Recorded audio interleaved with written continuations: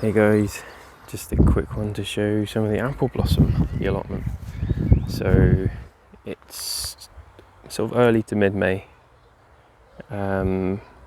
This is variety Kids Orange Red, which I heard a fair amount. Can't get the label. A fair amount of good stuff about. Covered in flowers. So this is part of my espalier, which I've got 3 apple trees beginning to be trained along. This is the first one I've done, so I'm quite happy with how it's turned out so far. And yeah, you can just see like loads of apple blossom. This one's Herod Fisher Russet, which I had at the other plot, which I've slowly bent all of the branches to kind of conform to the espalier thing. Covered in flowers, you can see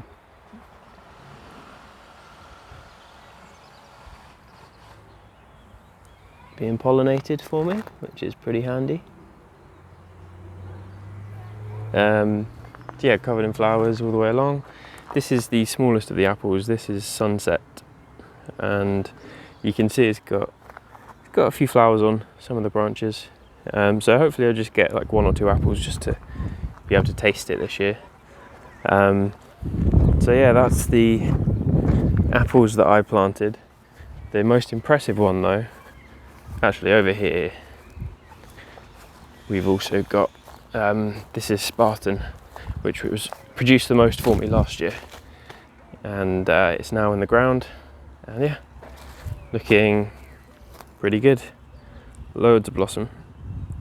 I do need to probably clear around the base though, because the grass is just going a bit crazy. I think this is blackcurrant, putting out quite a few fruit for me, which is cool because this was just stuck in a pot for so long. I can't remember the variety. I think it was like Big Ben or Ben something. Yeah, then this area is getting a bit crazy. You can see I've got loads of comfrey, which is really good. I'm hoping that the comfrey will pretty much dominate this back area here, and then I'm going to make like a bucket to make comfrey tea, put a little tap on it or something if I can, so that I can just have a kind of constant supply of fertilizer. And I mean, we've got loads of pears. It's ridiculous how many pears we've got. So many. I mean, obviously a lot of these are going to drop, probably at least 60% of them, but that still leaves me with potentially like, I don't know, 50 pears or something, I don't know. Anyway, this is the most impressive one. So this was this was already here. It did really poorly last year. I think it was diseased, but also really congested. So I've opened it up a little bit, and it's absolutely full of flowers. It's crazy. It looks amazing how much blossoms on here. So I'm hoping I get to try some of these apples this year, see if I can figure out what variety they might be. But yeah, so that's the apples, doing really well for me. This is my designated wild area here, but again the grasses are kind of taking over. So but yeah, tulips are lovely, really, really lovely.